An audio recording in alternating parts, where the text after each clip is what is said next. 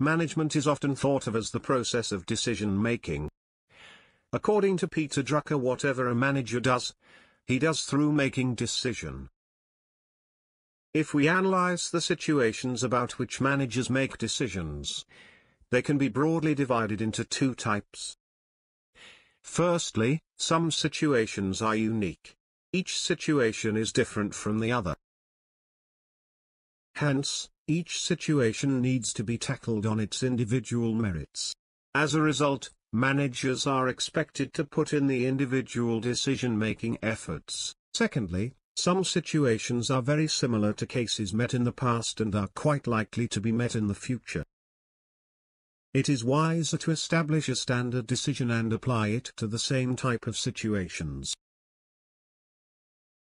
Such standard decisions for similar situations are provided by policies.